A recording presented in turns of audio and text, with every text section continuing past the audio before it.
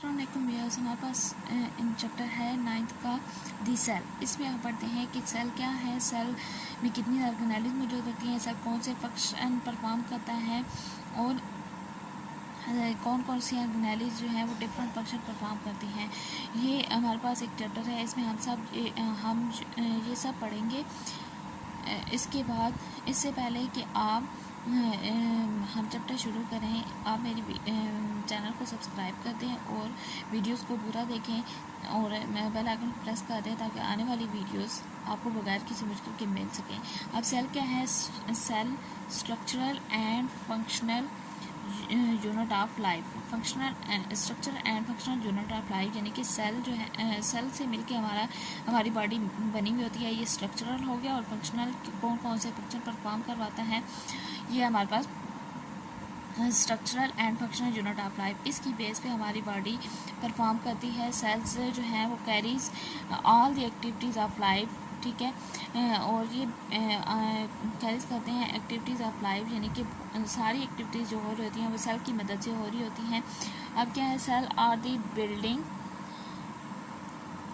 Blocks of multi cellular organism यानी कि cell are building blocks of multi cellular organism यानी कि ये क्या करवाते हैं, ये बिल्डिंग ब्लॉक्स होते हैं, ये इन पे हमारी बॉडी बेस करती है। ये हमारी बॉडी में बहुत सारे डिफरेंट फंक्शन परफॉर्म करवाते हैं। इसकी डिस्कवरी कब हुई थी? फर्स्ट टाइम इसकी डिस्कवरी हुई थी, रॉबर्ट हुक ने इसको डिस्कवर किया था 1665 में। 1665 में रॉबर्ट हुक ने इसको डिस्कवर किया था और इसने इसको कहाँ पे डिस्कवर किया था कि एक सेक्शन ऑफ कॉक था, उसमें पहली दफ़ा सेल को देखा गया था, जिसकी बेस पे आगे जो है वो सेल थ्योरी दी गई थी।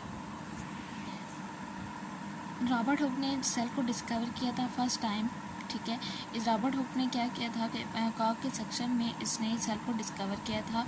इसने ऑब्जर्व किया था कि हनी लाइक कंपार्टमेंट्स होते हैं जिनको इसने सेल का नाम दिया था, ठीक है। उस सेक्शन में हनी लाइक कंपार्टमेंट से जिनको इसने सेल का नाम दिया था। इसके बाद था कि रॉबर्ट ब्राउन ने 1831 में डिस्कवर किया था न्यूक्लियस इन दी सेल और इसके बाद जो है वो चेंज हो गया था कि रॉबर्ट हुक ने कहा था कि सेल इज़ एम्प्टी स्पेस यानी कि सेल होता है लेकिन उसमें कोई चीज़ नहीं होती। लेकिन इसके बाद ये आइडिया चेंज हो गया था कि सेल एम्प्टी स्पेस नहीं है, उसमें चीज़ें मौजूद होती हैं, उसमें ऑर्गेनेलिज मौजूद होती हैं।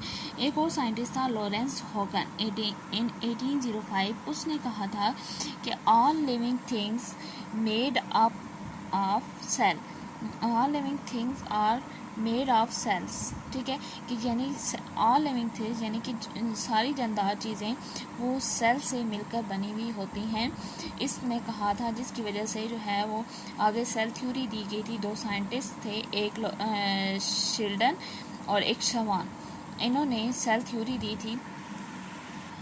शिल्डन और शवान ने सेल थ्योरी दी थी। शवान इन 1839 एंड शिल्डन इन 1838। इन्होंने वर्क किया था इंडिपेंडेंटली यानी कि अलग-अलग वर्क किया था और इन्होंने एक थ्योरी दी थी जिसको हम सेल थ्योरी कहते हैं। इन्होंने डिस्क्राइब किया था कि सेल जो है उसके पास cell consisted of 3 parts, nucleus, cytoplasm and plasma membrane. इन्होंने कहा था कि मेनली सेल के पास ये 3 पार्ट्स प्रेजेंट होते हैं, हर सेल के पास ये 3 पार्ट्स प्रेजेंट होते हैं। और इन्होंने ये भी कहा था कि cell wall is an additional structure that present in only plant cell, कि इन्होंने कहा था कि सेल वॉल जो है वो सिर्फ प्लांट सेल में प्रेजेंट होती है, जबकि सेल के पास ये 3 बेसिक स्ट्रक्चर्स होते हैं, बेसिक पार्ट्स होते हैं, cytoplasm, plasma membrane and nucleus. ये 3 स्ट्रक्चर्स जो हैं वो हर सेल के पास मौजूद होते हैं, जिसकी बेस पे सेल वर्क करता है और इन्होंने सेल को डिस्क्राइब किया था। Silent feature of cell theory. Silent feature of cell theory in present form यानी कि प्रेजेंट फॉर्म में सेल थ्योरी को हम कैसे डिस्क्राइब कर सकते हैं, तो वो ये है कि पहला 3 फीचर्स में 3 पॉइंट्स में हम इसको डिस्क्राइब कर सकते हैं। इसमें पहला पॉइंट क्या है? All organisms are composed of 1 और मोर सेल यानी कि हर ऑर्गेनिज्म जो है वो एक से ज़्यादा सेल से मिलकर बना हुआ होता है। दूसरा पॉइंट क्या है? All cell arise from pre existing cell.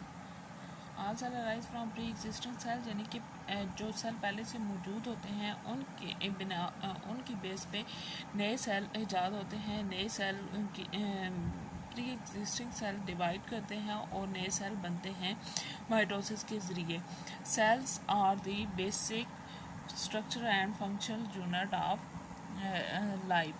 ये क्या है कि तीसरा पॉइंट क्या है कि जो basic structure and functional unit of life है, इसकी बेस पे हम सेल थ्योरी को डिस्क्राइब करते हैं प्रेजेंट फॉर्म में, कि सेल थ्योरी प्रेजेंट फॉर्म में कैसे डिस्क्राइब होगी। तो ये 3 पॉइंट्स हैं जिनकी बेस पे हम सेल थ्योरी को बताते हैं कि सेल थ्योरी में क्या डिस्क्राइब किया गया था।